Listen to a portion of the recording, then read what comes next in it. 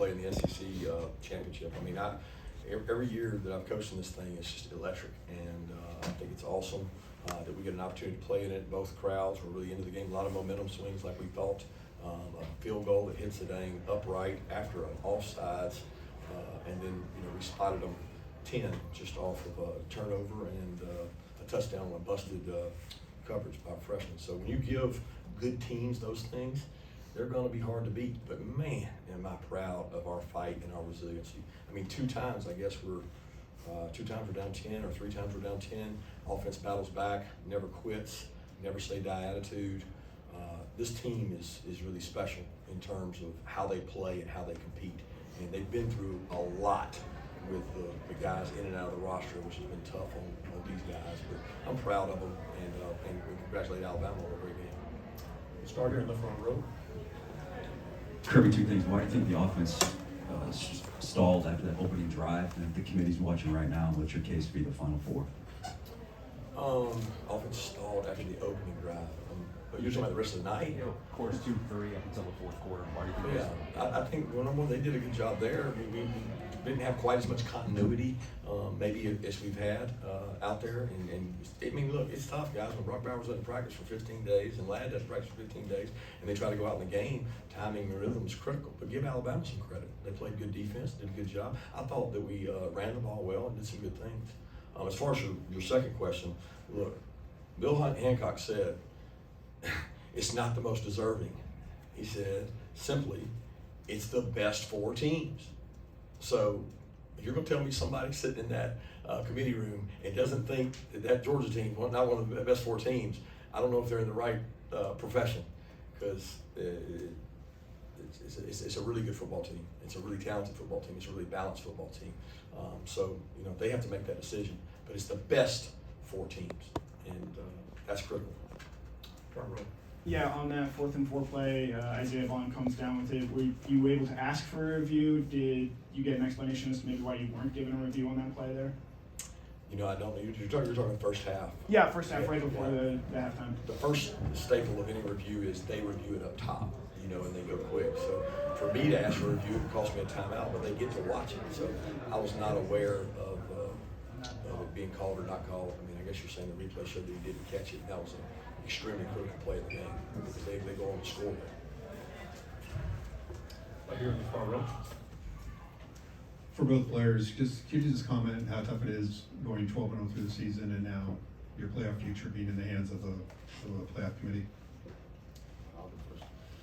Yeah, I mean, to go through a SEC schedule, 12 games, and to win each and every one, it's not something easy to do. It's not easy, but super proud of these guys, and obviously to come into this game and not finish the way that we wanted to, and kind of leave the destiny of our team in someone else's hands rather than us handling it ourselves. That's hard, but at this point it's out of our control. But we fought hard. I thought throughout the season, we showed that we were a really dominant team. Yeah, like what Carson said, it's tough. It's tough. I'm proud of the way the guys played tonight. A lot of guys had to step up, and then the guys stepped up, and I'm just proud of the guys. Go to the 3rd row. Kirby, why are you guys one of the 4 best teams, do you think? I think it's eye test. I think you look at what we've done this season to go on the road, the places we win the road, the teams we beat, the teams that are in the top 20 that we were able to beat. And I think I don't know if this is right or not, but the CFP era, a team that goes in as 1, I don't think it's fallen out of that. And not that history says anything, but when you talk about 4 best teams, watch the game. Go ask NFL talent evaluators. Go ask NFL scouts. It's about the best teams, and I have no question that it's not one of the best 4 teams. 100%. 3rd row. Question for Carson. What did you see on that end around that wound up being fumbled, and just how hard is that knowing that winds up being the difference in the turnover margin? Yeah, I mean, we've obviously practiced that play a ton. It's just a simple flip back, and I'm not really sure exactly what happened. I'll have to go see it on film. I wasn't able to see the replay, but I flipped it, and then next thing I knew, all the guys were running, and then the ball's on the ground. So I really don't know what happened on that. Just go back and obviously hope to fix it if we ever run that play again. Smael, can you talk about just defending, David Pascal with Chattanooga Times Free Press, can you talk about just defending Jalen Milroe and the challenges there, and especially that last possession when you wanted to get that stop? With how good of an athlete he is, it's a real big challenge. As far as defending him, it was some plays you did good on, it was some plays you could have fitted better on. And then that last drive, just got to fit it better. Joe with the Market WSAB. For the players, what would it mean to you if the College Football Playoff Committee gave you guys one more shot to play for a national championship? I mean, obviously, it means everything to us. We fought so hard through the season. I mean, it's been a gruesome season. There's been guys out fighting to get back. I mean, just like Coach Smart said earlier, Lad Brock too. I mean, guys that are going to go on and play football for a long time haven't really practiced at all for the past 15 days, 2 weeks. And they're out there battling. Obviously, we think that anybody that steps out on that field is going to go execute and play. And obviously, I have a ton of confidence in every guy that's out there and love them to death. We're in there fighting together each and every day, but to be given that chance would be everything to us.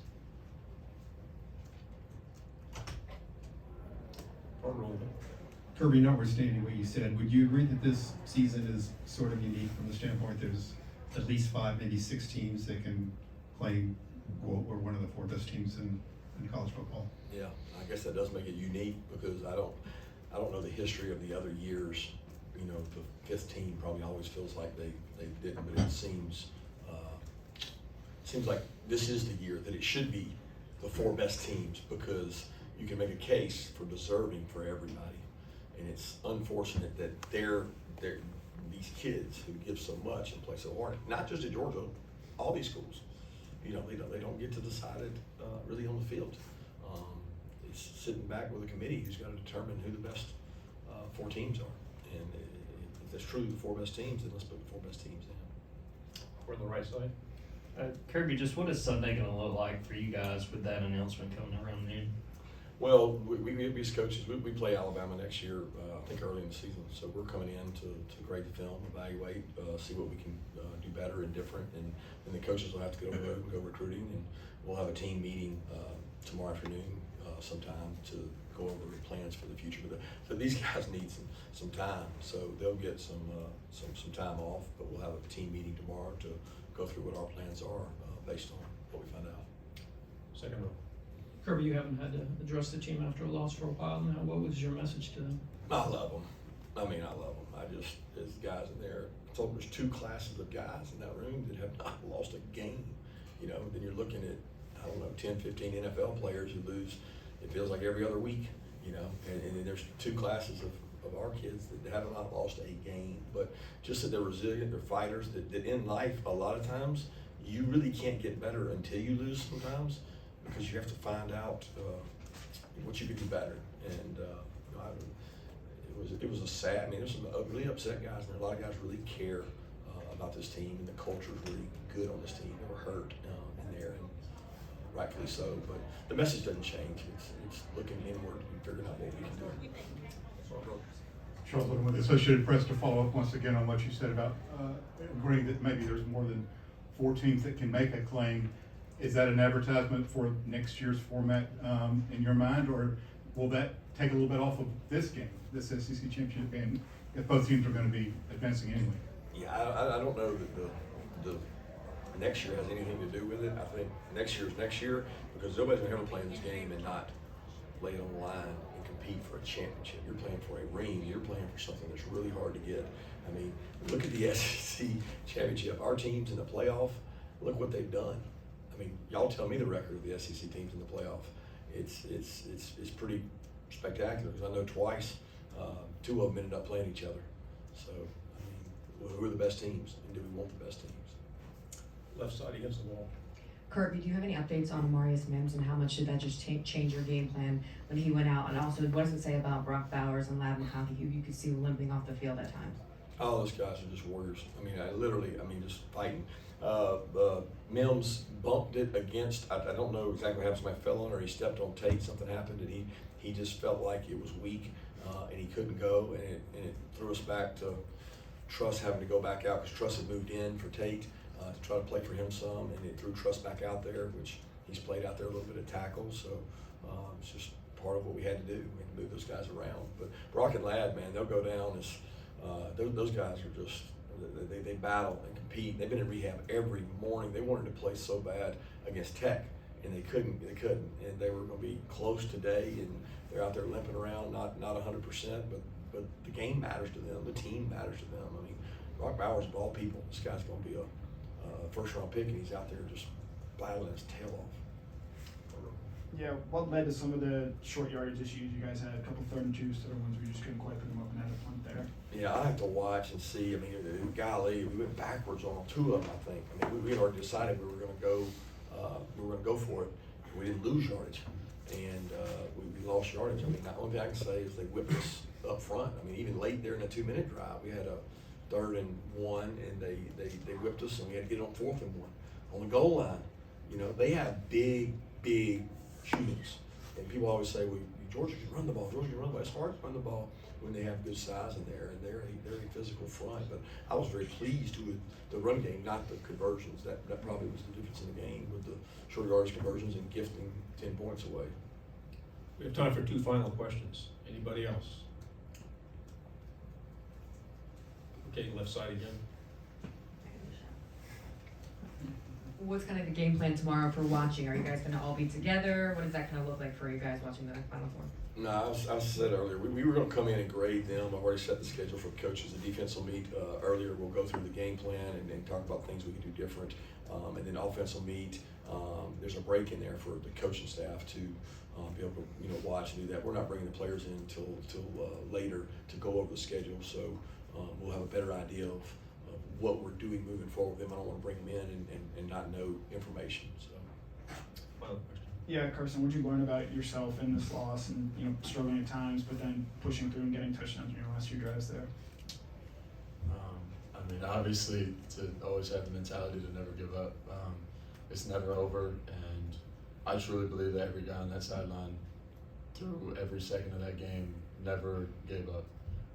And obviously, I'm super proud of this team, and it shows how resilient we are. Obviously, it didn't finish the way that we wanted to, but to see guys fight and care and love each other on the field and truly fight for one another is special. And I mean, it goes to say how special this program is and how Coach Smart has built this program. I mean, we just kept going out there and fighting and kept going, and obviously it didn't go our way at times, but just never give up. Okay, guys, thank you very much.